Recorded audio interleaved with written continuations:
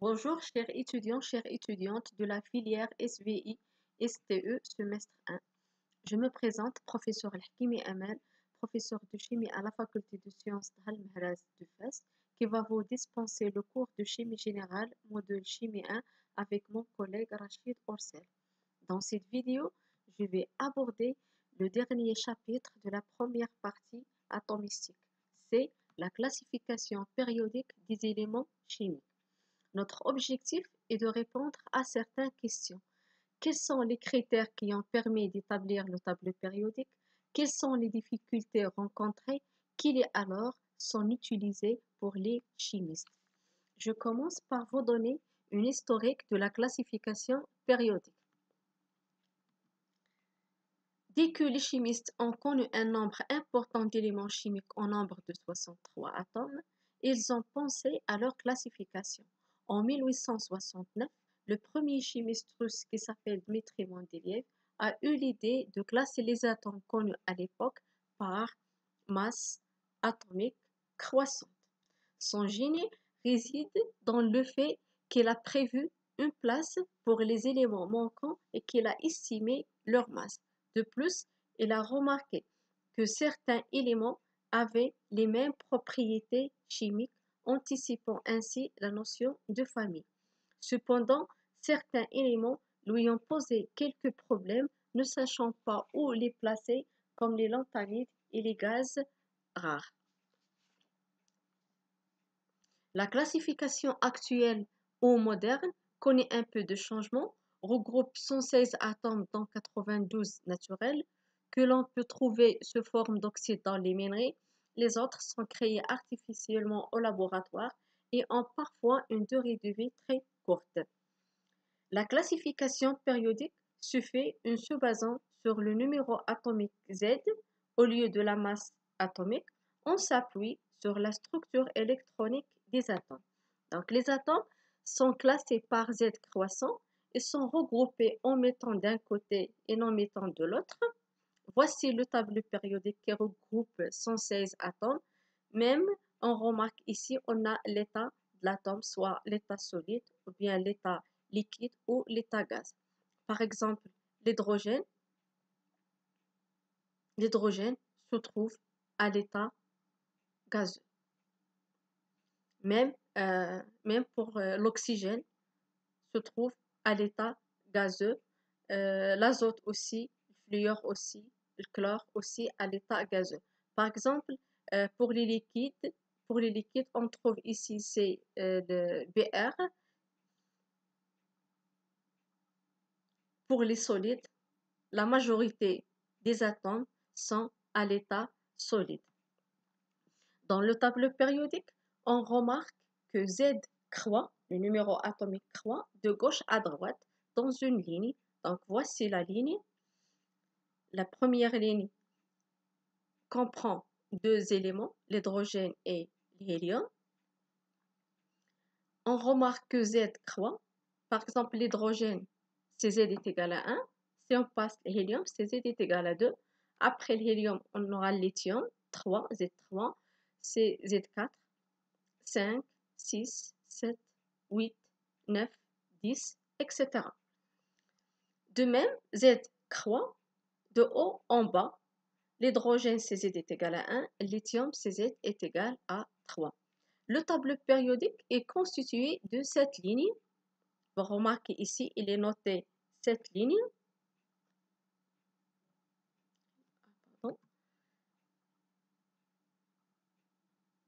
Voilà, et cette ligne, elle est numérotée. La première ligne, la deuxième, la troisième, la quatrième, la cinquième, la sixième, la septième ligne. Donc, pour la première ligne, comprend, on a déjà dit, c'est l'hydrogène, l'hélium. La deuxième ligne comprend les éléments, les bèbes knofnés. La troisième ligne, c'est Namgal Sipsclair. Ça, c'est juste méthode pour apprendre le symbole de l'atome. On a déjà dit que le tableau périodique est constitué de 7 lignes appelées périodes. Le numéro de la ligne indique le nombre de couches électroniques autour du noyau de l'atome correspondant. Par exemple, la première ligne n est égale à 1 correspondant à la couche K. 2 à la couche L. M, N, P, Q, R. Il y en a aussi 18 colonnes appelées famille ou groupe. Le numéro de la colonne indique le nombre des électrons sur la couche externe. Donc, vous remarquez ici, il y avait 18 colonnes, 1, 2 jusqu'à 18 colonnes. Quelques définitions courtes et précises des mots comme période, comme famille. Période. Les éléments d'une même période ont la même valeur de nombre quantique principal, maximal n. On a déjà dit, la période, c'est la ligne. Donc, la période, c'est la ligne. Donc, chaque ligne, le nombre quantique principal, maximal, c'est 1. Donc, la première ligne, c'est n est égal à 1. La deuxième ligne, bien la deuxième période, c'est n est égal à 2, etc. Pour famille, pour les éléments appartenant à une même colonne, la structure électronique externe est identique et ont des propriétés chimiques voisines. Donc pour la première ligne, pour la première colonne, si on prend la première colonne, la couche externe, c'est NS1, sauf l'hydrogène, c'est 1S1. Donc, pour tous les atomes qui se trouvent dans la première colonne, la couche externe, c'est NS1. Donc, pour le lithium, c'est 2S1, ça c'est 3S1, 4S1, 5S1, 6S1, 7S1. D'accord? Après, donc, chaque colonne contient même structure électronique, bien sûr de la couche externe. Pour les colonnes, donc, on a vu les colonnes, il y en a 18 colonnes. Qu'est-ce que vous remarquez ici? Il y avait des chiffres romains suivis par des indices A. Donc, il y avait les chiffres 1, 2 jusqu'à 7. Après, il y avait les lettres A. Vous remarquez ici, il y avait B. Donc, ici, il y avait A. Donc, ça signifie quoi? Ces chiffres romains et les indices A et B. Donc, pour les chiffres romains 1, 2, 3 jusqu'à 8, indiquent le nombre des électrons de valence. Par exemple, la première colonne, il a un électron de valence. La deuxième, 2 électrons. On passe ici, c'est 3A, 3 électrons. 4 électrons de valence, 5 électrons, 6 électrons de valence, 7 électrons de valence, 8 électrons de valence. Donc, donc je prends la colonne, c'est-à-dire je parle de la colonne. Après, on va voir les lettres. Donc, les lettres A et B indiquent la nature des électrons de valence. C'est-à-dire, est-ce que dans la sous-couche S, ou bien la sous-couche P, ou bien la sous-couche D, ou bien la sous-couche F. Donc, pour le groupe A, eh bien la lettre A contient les éléments dans la couche externe CNS. Donc, les colonnes qui ont la couche externe NS, c'est les deux colonnes. C'est pour cela qu'on a un chiffre romain suivi de A. Après, on a ici qui est en vert avec le jaune, c'est NS-NP. C'est 1 NS2, NP, ça dépend de quelle colonne. Donc, ça dépend de quelle colonne. Par exemple, la troisième colonne, ou bien la première colonne dans ce bloc-là, on a NS2, c'est-à-dire NS2, NP1. En résumé, le tableau périodique est constitué de 18 colonnes, 7 groupes de A, donc groupe de A c'est 1A, 2A, 3A, 4A, 5A, 6A, 7A. Après, il y avait 7 groupes de B. Commencez par ici. C'est 1B, 2B, 3B, 4B, 5B, 6B, 7B, 8B. Qu'est-ce que vous remarquez dans 8B? Donc 8B, contient 3 colonnes. Donc ça, c'est un cas particulier. Notez bien sûr le groupe 8B formé de 3 colonnes.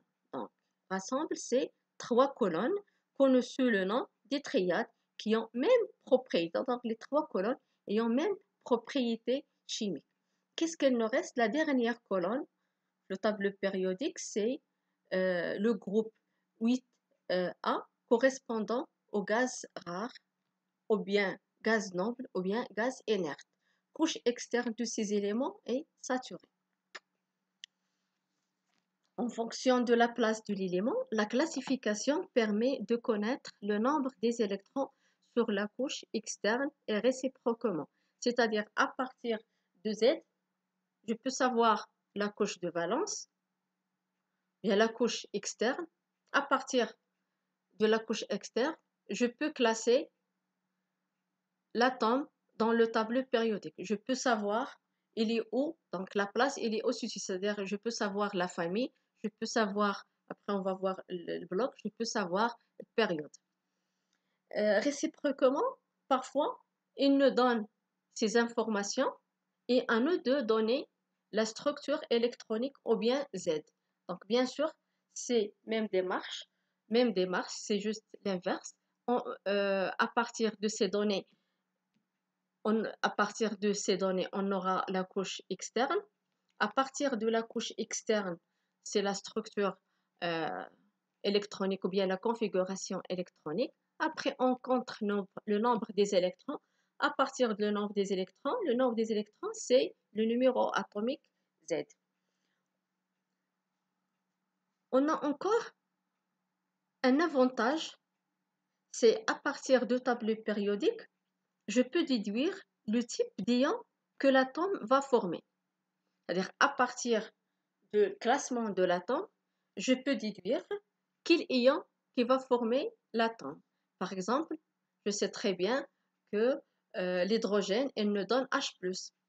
Par exemple, Cl, le chlore, il nous donne Cl-. Mais je ne sais pas pourquoi. Et pourquoi pas Cl, il peut prendre un ion anionique bivalent, c'est-à-dire 2-. L'oxygène, c'est O2-. Mais pourquoi pas l'oxygène, c'est l'oxygène plus?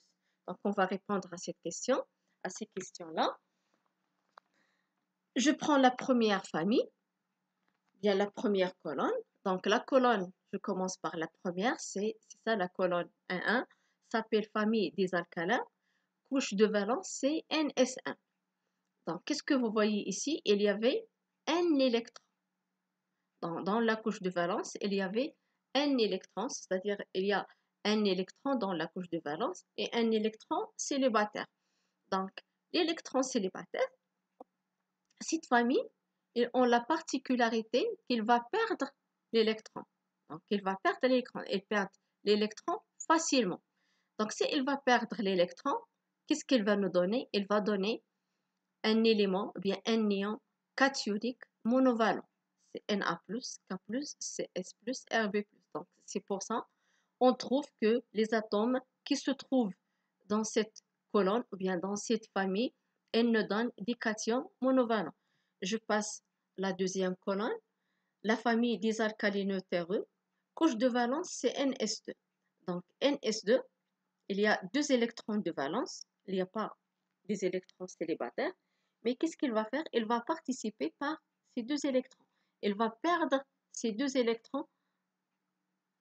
S'il va perdre 2 électrons, il va nous donner un cation bivalent.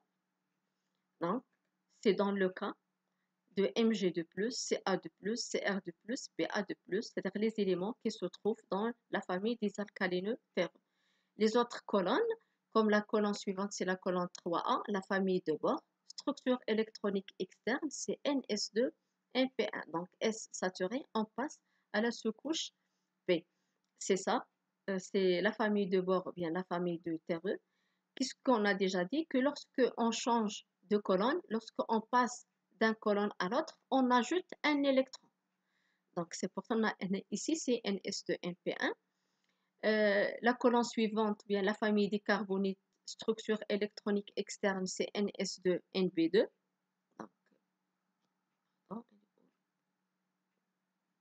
Voilà. La colonne suivante, c'est la colonne des azotides, structure électronique externe NS2, NP3. Voilà. Si je prends cette famille, c'est la colonne 6A, c'est la famille de l'oxygène au chalcogène, au sulfuride. Structure électronique, c'est NS2, NP4. Donc NS2, NP4, la sous-couche S saturée, donc P, elle a 4 électrons. Donc 4 électrons, elle a 2 électrons célibataires. Donc pour que la sous-couche P soit saturée, elle a besoin de gagner les 2 électrons. Donc ici, dans ce cas-là, je pense que c'est très facile qu'il va essayer de capter les électrons au lieu de perdre 4 électrons. C'est pour cela qu'elle nous donne des anions bivalents, comme O2-, S2-. Donc pour l'instant, on sait très bien pourquoi l'oxygène, il nous donne, ou bien il prend la charge 2-, la charge négative. Par contre, ici, Na+, c'est la charge positive. La colonne suivante, c'est la colonne 7A, c'est la colonne des halogènes. Couche de valence, c'est NS2, NP5. Donc P5, pour que la sous-couche P soit saturée, il a besoin juste d'un électron. Donc il va essayer de capter l'électron. Il va essayer de gagner l'électron. S'il va gagner l'électron, il va nous donner des anions monovalents comme F-, Cl-, Br-. Donc les éléments qui se trouvent dans cette colonne, la colonne 7A, la famille des halogènes, ils nous donnent des anions monovalents. Ces atomes-là sont tellement réactifs qu'on ne les rencontre qu'à l'état combiné dans la nature. C'est-à-dire que c'est très rare qu'on trouve par exemple le chlore Cl- tout seul. Toujours on trouve combiné avec, par exemple, avec les alcalins pour former les sels. Donc, ces atomes ont la propriété de former les sels.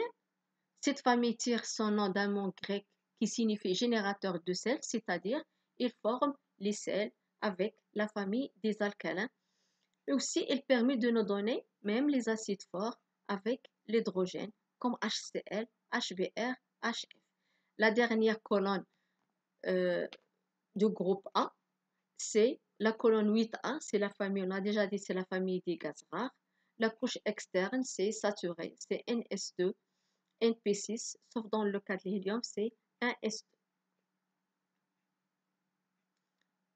La famille suivante, c'est la famille des éléments de transition, ou bien on appelle la famille des métaux de transition, ou bien des éléments métalliques. C'est-à-dire, il y avait le mot métal. Donc, c'est la famille des métaux. C'est-à-dire, c'est ça qui est en rouge. Il se trouve ici que les métaux. On trouve dans la famille des éléments de transition que les métaux. Les métaux, ce sont des cationiques. Bien sûr, à valence multiple.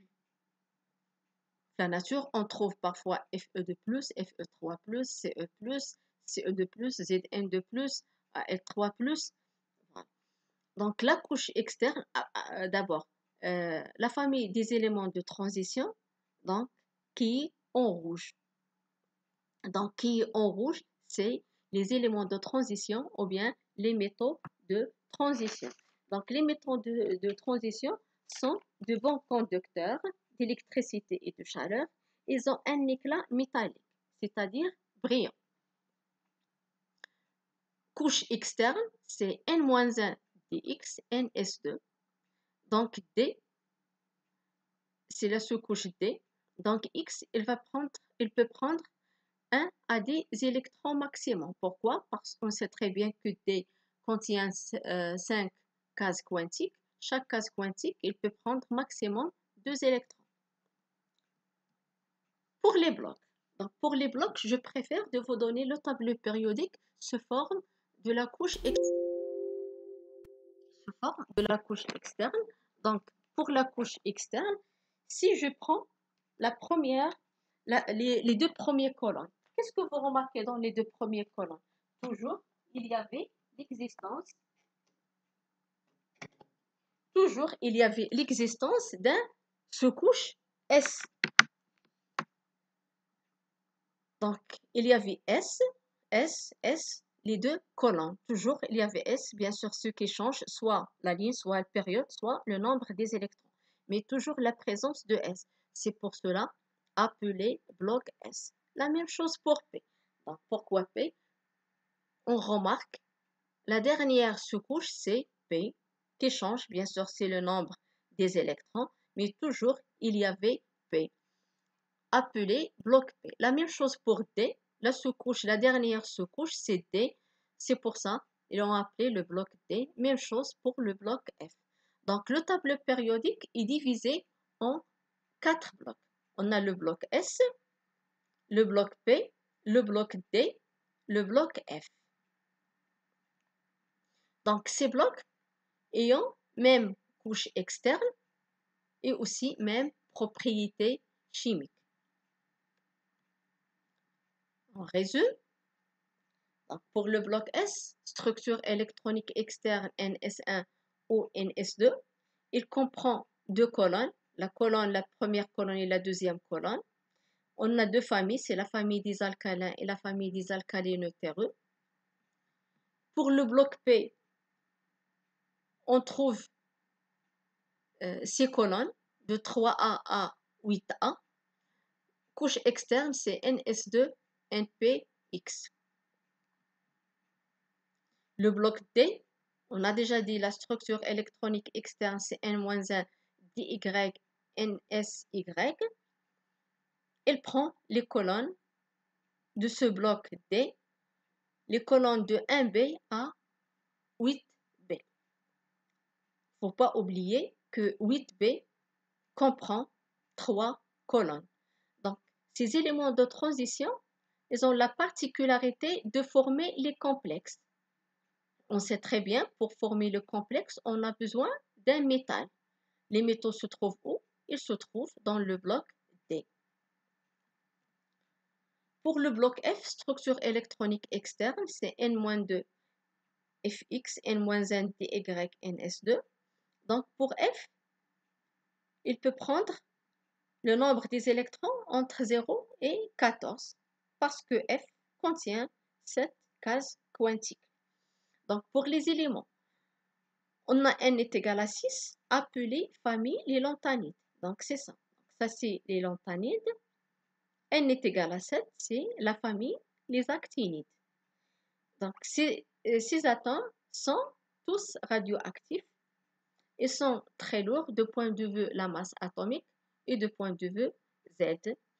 Ils sont tous radioactifs, très utilisés dans la physique nucléaire, même en médecine.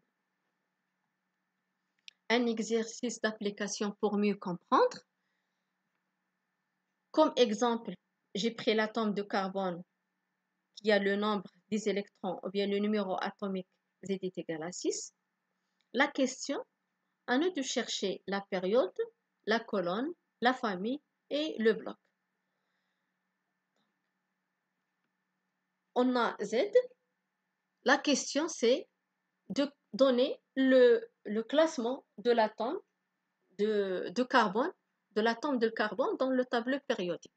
Donc, la procédure à suivre, la première des choses, il faut donner la configuration électronique. Donc, on commence par la configuration électronique. Bien sûr, la configuration électronique doit vérifier les 4 règles de remplissage. Les 4 règles de remplissage, c'est la première, c'est la règle de stabilité, Kleshowski, la règle de Hind, la règle de Pauli. Après la configuration électronique, on cherche la couche externe. On sait très bien que la couche externe, contient N le plus grand. Donc, N le plus grand, c'est 2, qui est le plus grand. Donc, la couche externe, c'est 2S2, 2P2, c'est-à-dire la couche qui se trouve à l'extérieur. Par contre, 1S2, c'est la couche plus profonde. Il contient les électrons de cœur. Par contre, ces électrons, on les appelle les électrons de valence. 6 électrons, on a 6 électrons le total, répartis sur deux couches électroniques. La première couche K, pour N est égal à 1, 1s2. La deuxième couche, c'est L, c'est N est égal à 2. Et là, 4 électrons. Donc, c'est pour cela qu'on n'a qu'à 2 électrons, saturé la couche K. L, c'est 4 électrons. Bien sûr, il est insaturé parce qu'on a juste 2 électrons dans la sous-couche P. Où se trouve le carbone?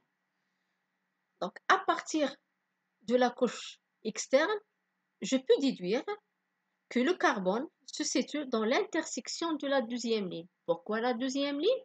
Parce que deux couches occupées. C'est K, L. On est dans L. Donc c'est pour cela qu'on a la ligne 2 ou bien période 2 parce qu'il y avait ici 2. Et dans la quatrième colonne. Donc pourquoi quatrième colonne? Donc quatrième colonne, on sait très bien que colonne, c'est le nombre des électrons dans la couche externe. On a combien des électrons dans la couche externe? C'est 4. On a 4 électrons, donc ils se trouvent dans la colonne 4, dans la quatrième colonne. Donc après, il faut chercher. Appartient à quatrième colonne. Mais de quelle de quelle lettre? Ou bien de quel groupe? Est-ce que dans le groupe A ou bien le groupe B? Donc le groupe A réservé pour le bloc S et le bloc B. B réservé juste pour le bloc D. Donc toujours le retour vers la couche externe. Qu'est-ce qu'on a dans la sous-couche, la dernière sous-couche? C'est B. Donc le carbone appartient au bloc D. Bien, le carbone se trouve dans le bloc B. Pardon.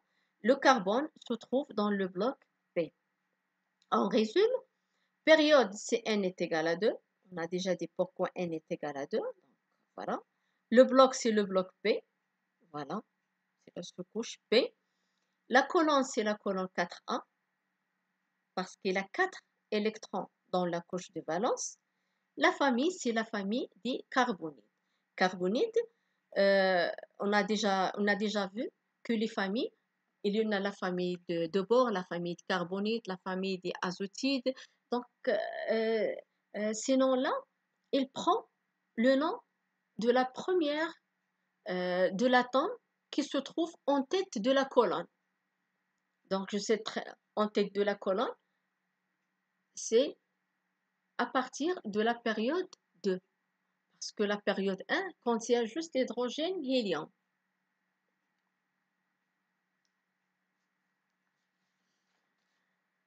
Donc, on passe les propriétés.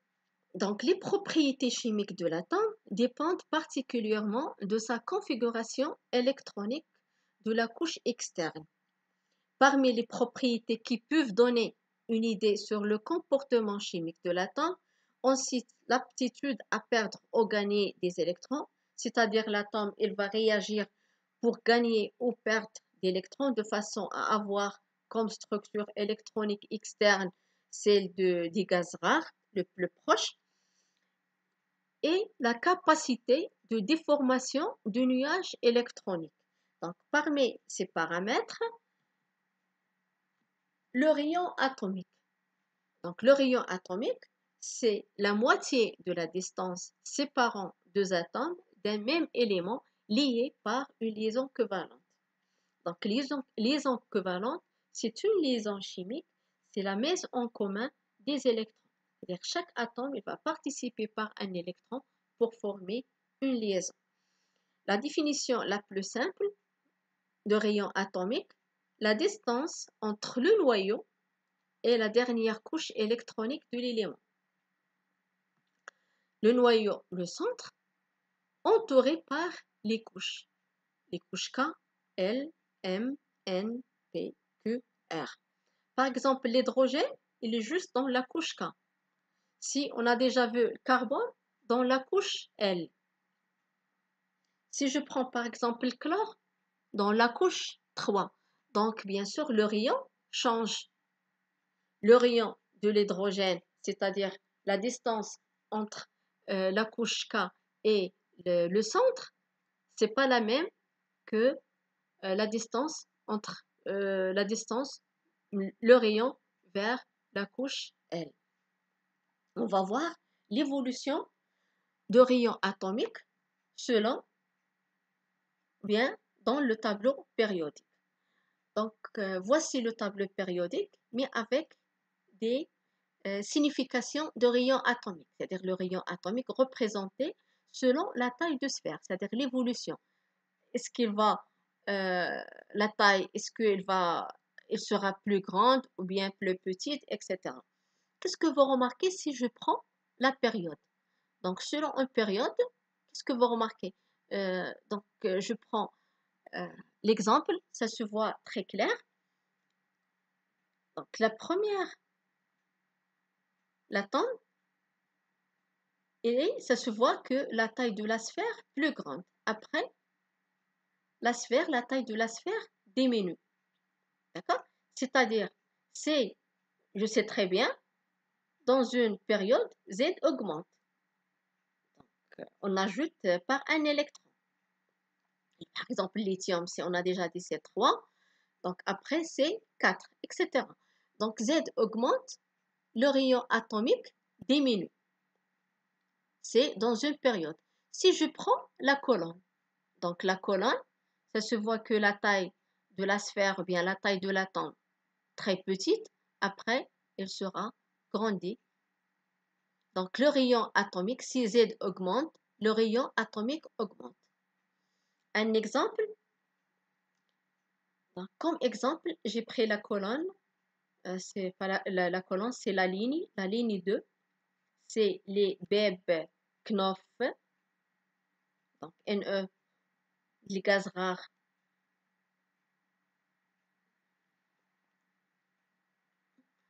Donc, on a déjà dit ici les Bebe Knopf, né. Donc, né, c'est appartient aux éléments des gaz rares.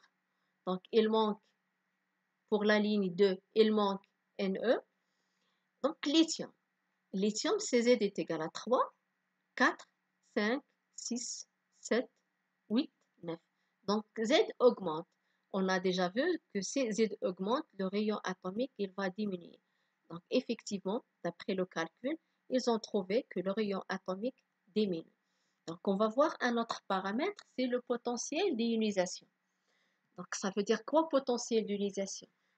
Ou énergie d'ionisation.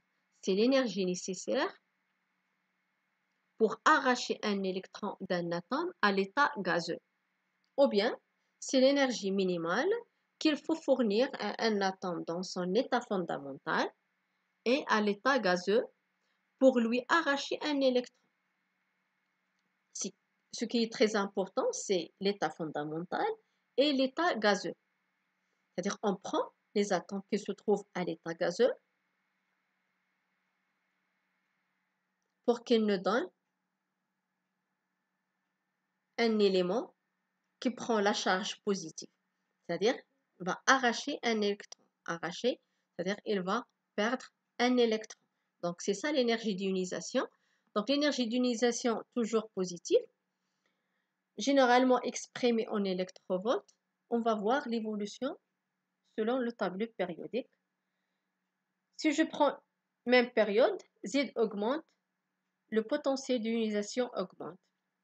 La colonne, Z augmente, le potentiel d'ionisation diminue. C'est l'inverse de rayon atomique.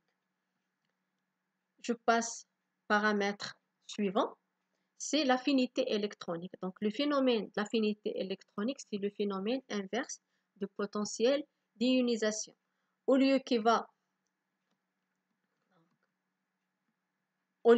arracher, donc qu'est-ce qu'il va faire? Il va capter un électron, mais toujours l'atome à l'état gazeux. Donc, qu'est-ce qu'elle va nous donner? Un élément chargé négativement.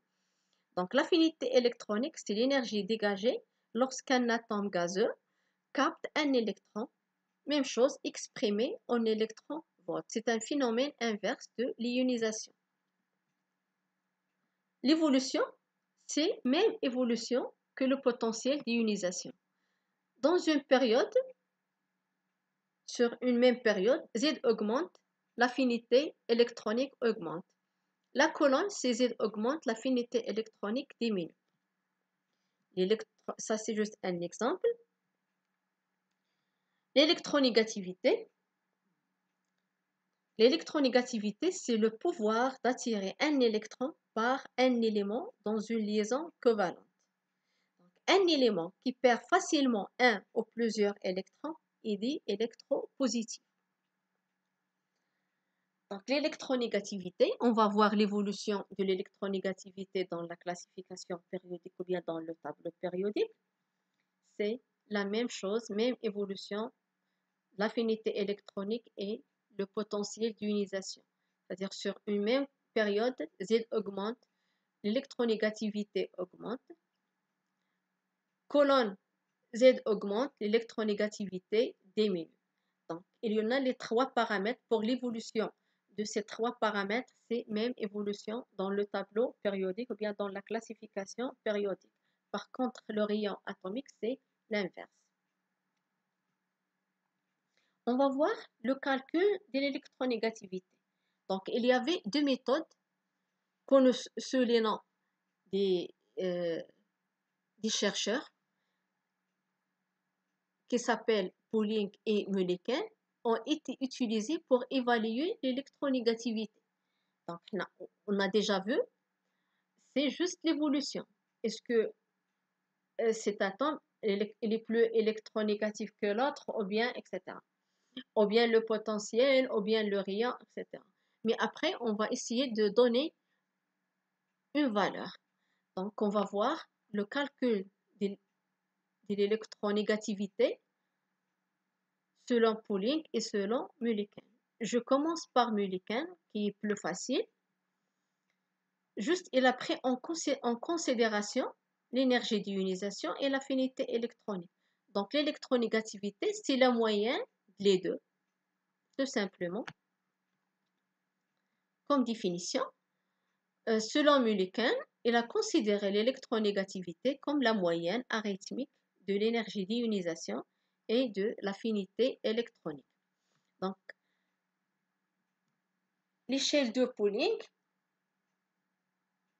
qu'est-ce qu'elle a fait? Elle a relé l'électronégativité de deux éléments A et B. Elle a considéré que B plus électronégatif que A. Après, qu'est-ce qu'elle a? Elle a ajouté l'énergie de dissociation de la molécule A2, l'énergie de dissociation de la molécule B2, c'est-à-dire après l'énergie de dissociation de la molécule AB. Soit on a même atome ou bien des atomes différents. Donc, l'écart d'électronégativité entre deux atomes, A et B, comme exemple, c'est, donc voilà l'écart. Elle a considéré que B qui est plus électronégatif. Si elle a considéré A, on doit commencer par A. Donc, l'électronégativité de B moins l'électronégativité de A est égale à 0,208, le racine de l'énergie de dissociation AB moins la racine de l'énergie de dissociation de A2 fois l'énergie de dissociation de B2. Bien sûr, après les calculs, voilà, c'est ça la relation finale. Le dernier paramètre, c'est le moment dipolaire. Donc, le moment dipolaire, c'est une force. C'est une force appelée moment dipolaire, c'est-à-dire la force qui va exercer.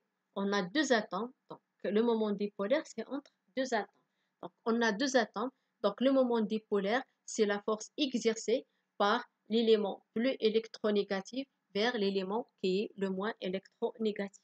C'est-à-dire, il y avait une force, chacun il va essayer d'attirer vers lui, mais qui est le plus électronégatif, il va attirer vers lui le moins. Donc le moment dipolaire, il passe le moins électronégatif, l'élément plus électronégatif à le plus électronégatif. Mais si on a A2, même atome, qu'est-ce que vous remarquez? Même atome, c'est-à-dire il y avait même nuage électronique, même électronégativité, même force. S'il y avait même force, puisqu'il y avait ici force qui va attirer. Donc, ils sont les mêmes. Donc, dans ce cas-là, le moment dipolaire est égal à 0. Donc, pour les atomes, pour les molécules diatomiques homonucléaires, le moment dipolaire est égal à 0. Pourquoi? Parce que la liaison est symétrique par rapport au plan médiateur de l'axe AA. Les deux atomes ont la même force, donc la molécule est non polaire. Par contre, pour les molécules diatomiques hétéronucléaires du type AB, le moment dipolaire est différent de 0 parce que les deux éléments les deux atomes sont différents.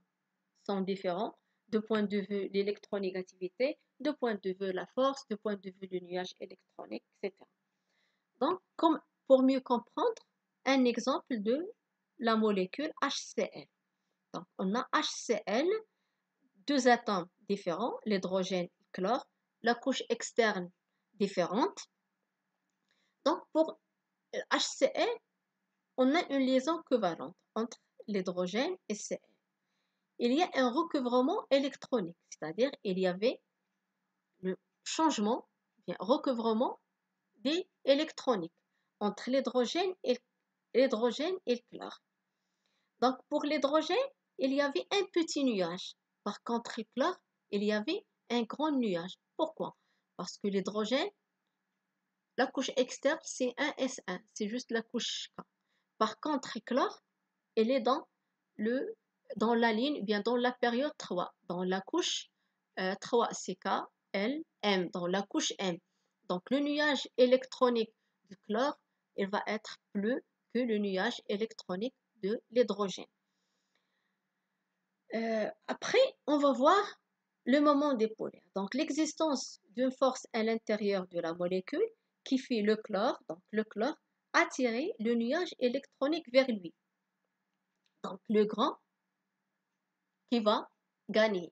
Donc la force, donc le grand qui va gagner. Vers lui, cette force est appelée moment dipolaire.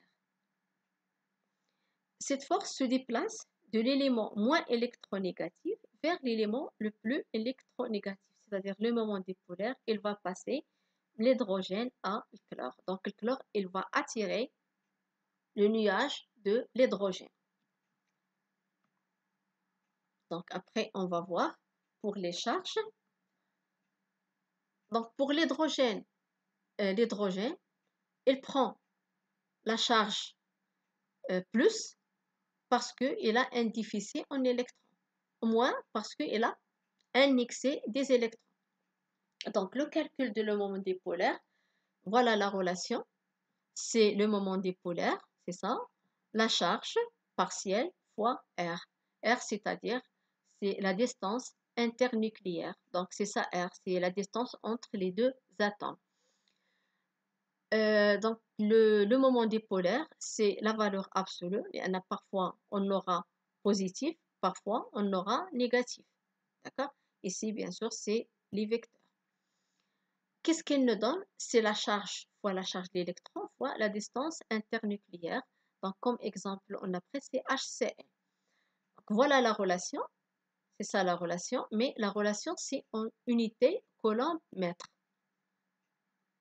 Donc si vous appliquez cette relation, vous donnez le moment dipolaire en coulomb-mètre. Si vous pouvez convertir en Debye, juste voilà la relation 1D égale 3,310 moins 30 coulomb-mètre. La relation finale, c'est le moment dipolaire, c'est 4,8 que vous devez tenir, c'est ça, 4,8 que la charge fois D, la distance internucléaire, l'unité c'est D, c'est en Debye. Si vous prenez cette relation, c'est en coulomb-mètre. Remarque, si on a la charge partielle égale à 0, la liaison covalente différente de 0, la liaison covalente différente de 0, la liaison polaire. Un exemple, juste pour le calcul de le moment dipolaire, pour la molécule HF, donc on a changé ici la molécule, on a le moment dipolaire 1,83 D. La distance internucléaire, de HF, c'est 0,92 Å. La question, on cherche à calculer la charge partielle de la molécule. Donc, quelle est la charge partielle? Est-ce que la charge partielle, c'est que? Non, la charge partielle, voilà la charge partielle. Donc, on a le moment dipolaire, voilà l'unité. Toujours, il faut faire attention les unités. Donc, l'unité, on a l'unité de Debye, donc automatiquement, je vais appliquer cette relation. Voilà. Donc, cette relation, c'est le moment dipolaire 4,8 que fois D. Mais au lieu de HCl, c'est HF. D'accord? Donc, que c'est quoi que? C'est la charge partielle sur la charge de l'électron. Elle est là. Pour la charge électron, après le calcul, ils ont trouvé que c'est 0. L'application numérique, c'est 0,48 fois la charge de l'électron, c'est 1,610 moins 19 coulombs. Okay. Merci pour votre attention. N'hésitez pas à poser des questions. Après, on va voir pour la prochaine vidéo la liaison chimique.